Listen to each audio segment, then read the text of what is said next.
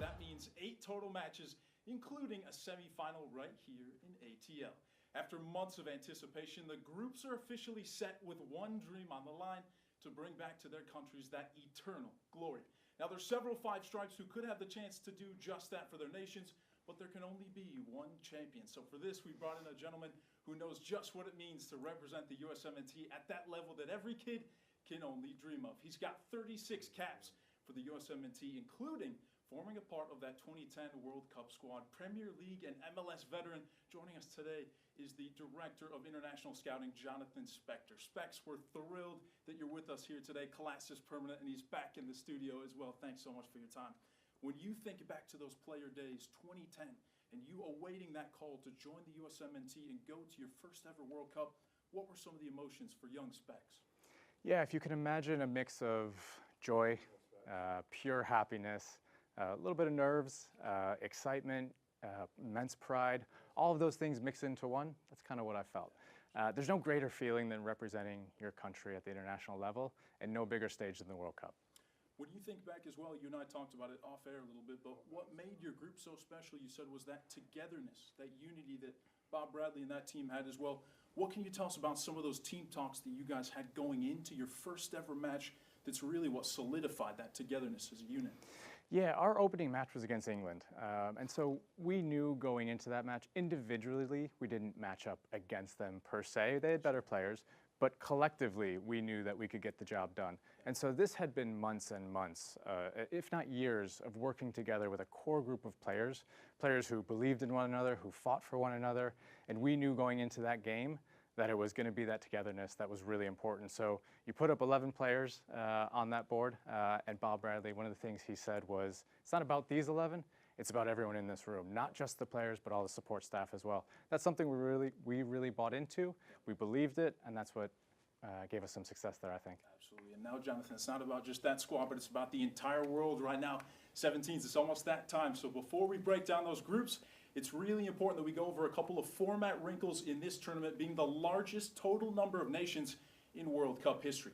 The 3 host nations have been designated to pot number 1, as well as assuring those other top pot 1 nations after the group stage would be placed on different sides of the competition to assure not crossing paths until a potential semifinal.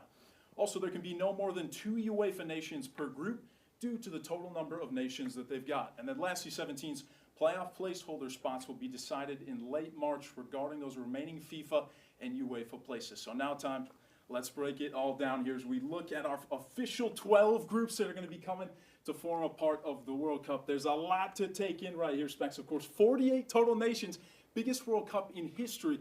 We'll start, Specs, of course, with Group D. The USMNT, of course, is back in their Mauricio Pochettino era alongside Miguel Almiron, and his Paraguay as well right there has got a chance to take on that Team USA squad. What do you expect from Group D here? Yeah, the U.S. is in great form going into this World Cup. I'm excited to see them in those two games here at the Benz as well, right? They've got Portugal, they've got Belgium, two really good tests, and I'm excited to see how they do. But this team is rolling right now into the World Cup, and I think this really is the golden generation for the United States, and they've got the entire country behind them. So I think they can make some noise here.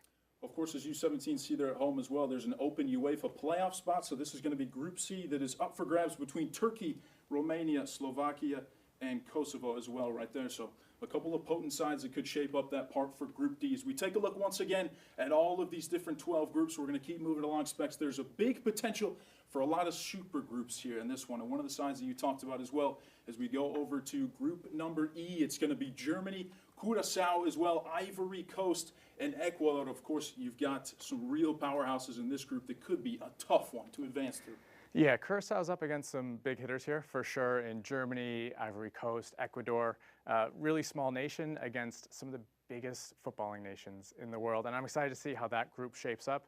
Certainly for me, I think Germany is going to be the favorite in that group. But Ivory Coast and Ecuador are both really competitive sides, so not an easy group. Super fun one for all the U17s at home as well. We found out that Curaçao, their population is about 15,000 people less than the size of Columbus, Georgia as well. So safe to say there's an underdog story right there that's still being brewed. All right, Specs, we're going to wrap it up here with Group I, a side that you touched on. Of course, you look at France, Senegal, that open playoff spot, and Norway as well. It's important to mark that Erling Haaland, of course, coming into this one, arguably the best striker in the world, of course. He scored in 11 straight qualifying matches. That side right there, to be all the way at the bottom of the group right there, they are potent. They are, and arguably not the best center forward. He is the best center forward in the world right now. And to see them at the bottom of that group with whoever's coming in with the playoffs, Senegal and France, this is a really difficult group. I think Norway has a really good chance of getting through along with France in this group. Absolutely. All right, 17s, we'll kick it back one more time to take one final look at all 12 of these groups right here from our beautiful curve wall here inside the Embry Healthcare studio. We're going to step away right now for a quick break, but don't you move anywhere, because when we return, we're going to preview those possible matchups that we could see right here in Atlanta after this. Atlanta 2026 is almost here, and it all starts with the Canopy season ticket. The Canopy is our newest season ticket, located right up there in section 102 at the top of the supporter section. It's your ticket to be in the loudest and proudest supporter section across MLS. And here's the deal, this membership comes with a 20% discount. That's just $560. This plan is about real 17s in real seats. No resales, no transfers, just you and your people every match. Spots are limited, so 17s, you have to act fast. So what are you waiting for? This is your chance to join the culture, the energy, the movement. Secure those season tickets today, and we'll see you in 2026.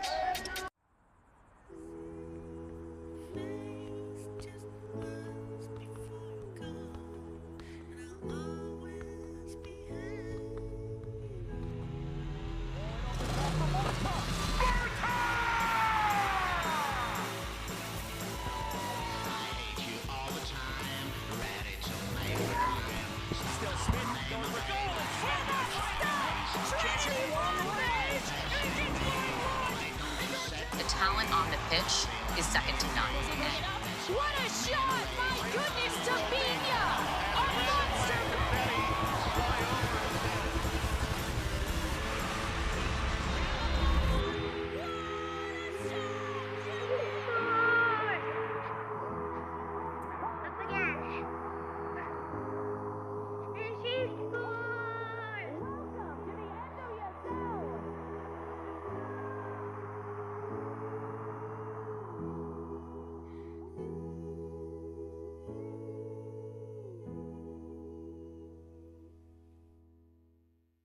Taking the Almiron shot, goal!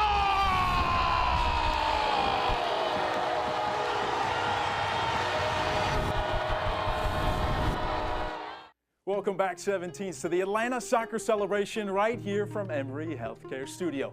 We now know that these are the possible nations to square off against each other here in Atlanta Stadium. So all you 17s at home, remember this acronym HAC, H-A-C and K. Those are the possible groups that we could see here in the 404. Now, FIFA is set to announce the exact matchups and broadcast times tomorrow, December 6th at noon Eastern. However, we now know those potential nations coming to ATL. So, Jonathan, it's time now for you and me as we take a look one more time at the curveball. We're going to go through our top picks here of all these 4 groups. We've got 12 nations to choose from, a couple of open playoff spots here, but we'll go with our top 3 of who we'd most like to see at Atlanta Stadium. I'll let you kick it off with that pick number 1. Yeah, don't roll your eyes at me, Joe, but I'm going to start with Brazil. And the reason being, they've got so many good players. Every time it comes to a World Cup, they show up. I think they have to be a favorite, and they've got, in my opinion, one of the best managers in the world in Carlo Ancelotti. So I think they're going to be one of the favorites this year. And they just play an exciting, fun style of football. So really looking forward to seeing them, hopefully, here in Atlanta. Absolutely. Of course, the 5-time World Cup champions as well. That's the most of any nation in history. I'll kick it to my first right here. Again, this is not a sleeper pick by any means. It's that sweet left boot of Lamine Yamal. We're going to go with Spain there as number 1. I would love to see his quality come to the 404. It's just that sweet drop of the shoulder, the way he can whip it into upper 90. I think seeing one of the top youngsters in the world and, of course, the number 1 ranked side in the world in that FIFA ranking come here to the 404 could be something very special. All right, Jonathan, serve us up. Pick number 2. Yeah, Lamal, fantastic young player. I'm going to go a little bit older generation. I'm going to pick Portugal. I would love to see Cristiano Ronaldo here, and we're going to see him here, certainly in the Benz in a game against the United States. You know, as they prepare for the World Cup. So we'd love to see Cristiano Ronaldo in an actual World Cup game here at the Benz. It would be very fascinating for the GOAT debate as well. I'm just putting that out there. I'm not saying anything right now, 17s, but should Cristiano do something special here, that would be fascinating to witness. I'm going to kick it to my number 2 here and go with Morocco. Now, I know there's a lot of favorites in our production team of people who love this nation as well. Of course, they made it all the way to that semifinal in the last World Cup. They beat Portugal in the quarterfinals in 2022 as well. Of course, you've got Hakimi at that right back. So much talent for what they have done in some of the other youth categories of the World Cup as well. I expect them to be in flying form and continue to hold that up. So to be able to see that here in the South will be something very special as well. All right, let's kick it. That final 3rd pick for you. Who've you got? Yep, last pick for me, a little bit of a sleeper pick, but I'm going to go with Uzbekistan. So this would be their golden generation, if you will, of footballers. A lot of them are playing domestically in their league. Wow. Some are now, moving on to Europe with the success of one player in particular who's at Roma on loan to a club in Turkey now, Eldar Shomurodov. He's their center forward. He's been scoring a lot of goals for them, both for club team and for country. And so I'm excited to see a team like Uzbekistan, who's not known to be a world powerhouse, compete against some of the best teams in the world. That's why we bring you in, Spesh, for the Uzbekistan ball knowledge right there. That's unbelievable. All right, I'm going to kick it for my 3rd one here. I'm going to go with Colombia. Prende la radio. I think this is going to be a side that you see James Rodriguez. While he is still clubless, he's a guy who, he had so much legacy coming into this World Cup. He was the prince. We remember those goals of those chested volleys back in 2014. I think there's a lot of pressure on that country. Of course, a lot of youngsters in Premier League quality coming up through their side as well. So don't sleep on Colombia. That's going to be my 3rd here. And that is our top picks here between Jonathan and myself of some of these potential sides you guys could see right here in the backyard at the 404.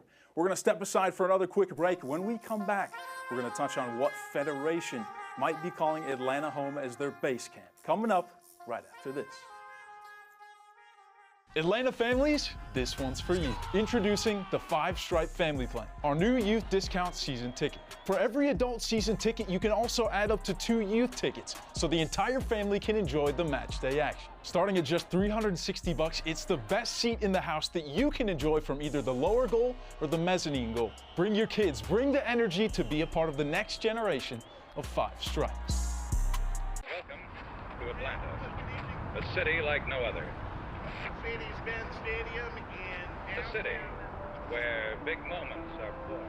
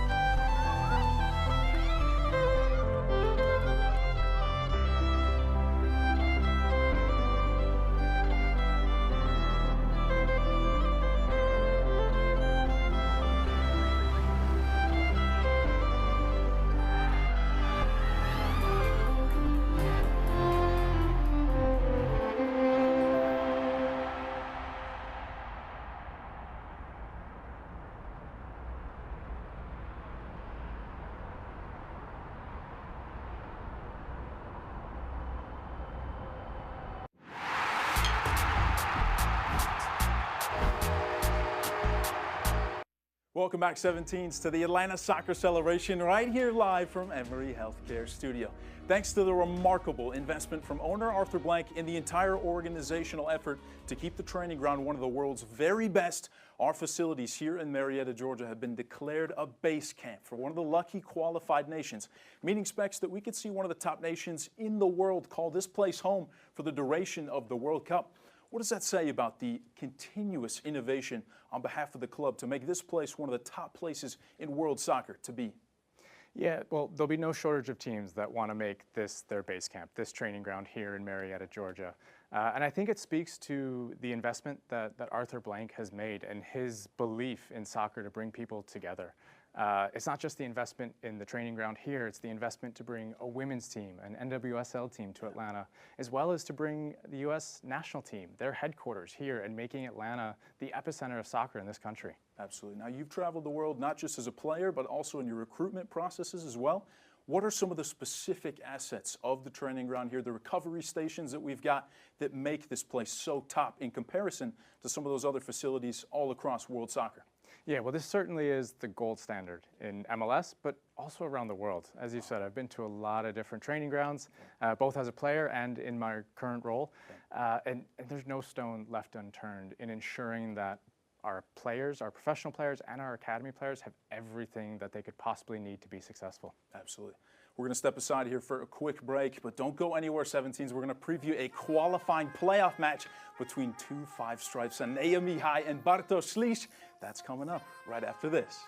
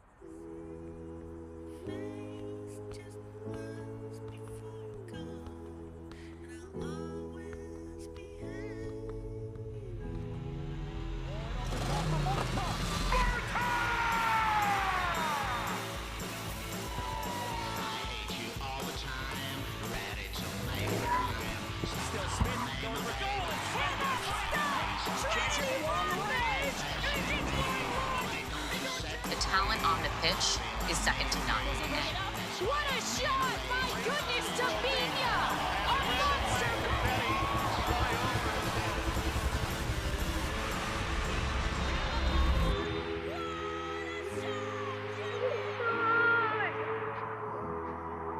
Up again.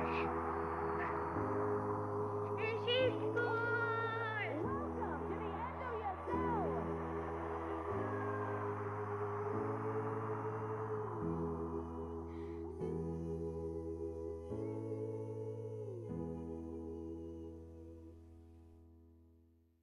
Taking the all rope shot. Goal!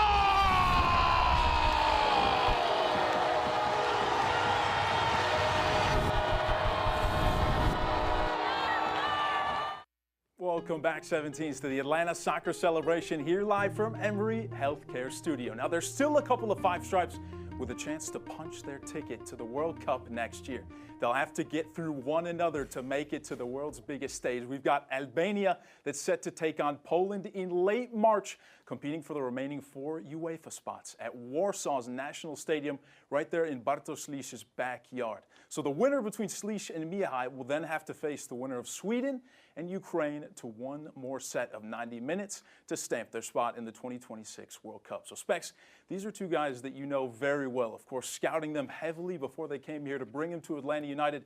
You've got Mihai in that back line for Albania, so much composure and captain-like traits from him, as well as Bartosz Slisz, not just that leadership, but how box-to-box he is, his constant work rate. We like to call him the Polish pit bull as well. How do these two match up against each other on the international stage?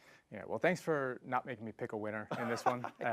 But yeah, you touched on it. I think with Mihai, he's got those leadership qualities. And the thing that really stood out to us as a club was how much pride he takes in defending. He hates to see goals go in. He takes a ton of pride in his defending. His work ethic is fantastic, and he's got those leadership qualities. And then with Bartosz Slis, what sticks out to me about him is really that work rate. He does so much of the off-the-ball work that allows the creative players to go and do their thing. He's a little bit of an unsung hero in there in the middle of midfield, and we're happy to have both those players at the club here. Absolutely. Does a lot of the dirty work, doesn't get a lot of credit for it, but it's certainly necessary as well. What does it say about the quality that's in this club squad as well? Of course, you've got Miguel Almirón back at the World Cup stage for his first ever World Cup, first for Paraguay since 2010. You've got Mihai Bartosz competing in there as well. What does that say about the group that this club's got in the locker room? Yeah, absolutely. And I think it speaks to not only the growth of soccer in this country and the growth of the MLS as a whole, but really in the allure of Atlanta United in particular to be able to attract some of these players that have the ability to play at some of the top European leagues in the world. Absolutely, Specs. We'll step aside one more time. When we return, we're going to hear from one of the voices of Atlanta United, Mike Conti, as well as legendary former five-stripe Brad Guzan there in Buckhead at Fido after this.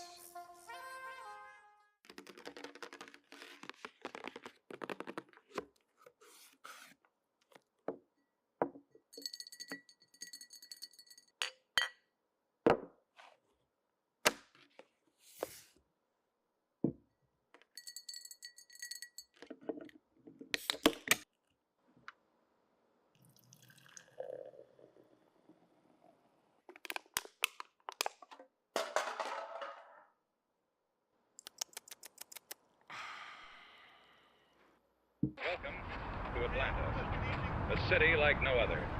Mercedes-Benz Stadium in A city where big moments are born.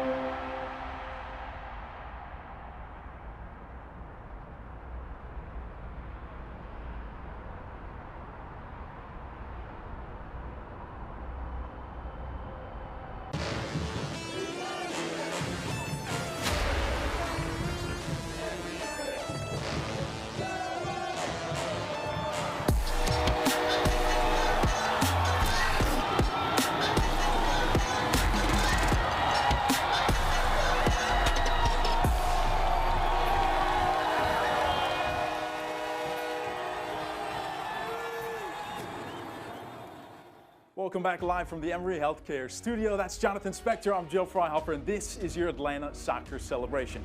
Now, people around the world, the millions of soccer fans are getting ready for the biggest World Cup in the competition's history. But we want to see how the people here in ATL are starting to live it as we head on over to Buckhead with one of the voices of Atlanta United. We've got Mike Conti alongside five-stripe legend Brad Guzan. Let's check in with those two over in Buckhead. All right, well, we are in Buckhead at the official Atlanta World Cup Host Committee draw party, and it's already been, Brad, a very, very exciting day. And I know you can relate to this as someone who played for many years on the U.S. men's national team. Just finding out who you get to play has got to be a little bit of a relief, right? Oh, it's a relief, and more so than anything, it's excitement. It's the elimination of the anxiousness, and I wouldn't say the nerves, but it becomes real after today when you start to know who you're playing playing, the individuals you're going to be playing against, this is when the excitement really starts to kick in. So the excitement kicks in today. When does the work begin? When do you finally get the film and start working on the scouting? Because, of course, a lot of these national team players are also balancing their club seasons right now. Absolutely. And more importantly than anything, they need to continue their good form. They need to continue to play regularly for their club teams, make sure they're handling business in their own situation, so that when the selection process comes to make the team, that they're on that team sheet. Their name is on that list to be able to go to the World Cup. And then once your name is there and you're officially a part of a squad that's going to be joining the World Cup, that's when the preparation sets in terms of tactically, all the things that go into trying to beat an opponent. I can't believe the turnout just for the draw today. I mean, we're still 6 months away from having actual matches. How much do you think the home field advantage is going to help the U.S. men's national team? It's going to be huge. It's going to be huge. And listen, we know on its day the U.S. team can beat anyone.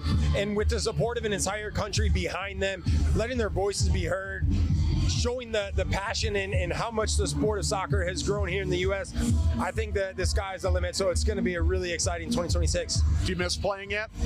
Always. Do you miss us yet? Of course, I always miss you. But listen, more importantly, I'm excited to be out here, being able to do events like this. It's been fantastic. As you talked about, the city of Atlanta has turned up for the draw today, and I know come next summer, it's going to be even such a bigger level of support from the city and the state of Georgia. Yeah, no doubt about it. Brad, thank you, and let's go back to the studio. All right, Mike, Brad, thank you so much. So, Specs, as we take a look one more time, here's those final 12 full groups of the biggest World Cup in the history of this competition. I'm not going to ask you how much you miss playing as we take a look at this full big stage. I think I know the answer to that. But what I will say, you and I talked about it in the lead up to the show, just how important these World Cups are for the youngsters that are out there. You said that 94 World Cup for you was instrumental. If we think about your two young boys who are playing right now, and of course they've got that Spector jersey on their wall as well, and we look at what this could mean to that next generation, what's it like to know that that impact that you had in 94 is going to happen in our backyard in ATL? Yeah, this is really a full circle moment for me. The 94 World Cup, as you said, that was pivotal in me really falling in love with the game of soccer. And so now to be able to experience that with my kids and to share that with them, it's something that's really, really special. And to be able to do it at the Mercedes-Benz Stadium as well, I'm really looking forward to that. 188 days to go, and then we'll see all of you guys at Atlanta Stadium. This has been the Atlanta Soccer Celebration. That's Jonathan Spector. I'm Joe Freihofer. I want to say thank you so much, 17s, for joining us here live from Emory Healthcare Studio. We'll see you next summer in June from Atlanta Stadium.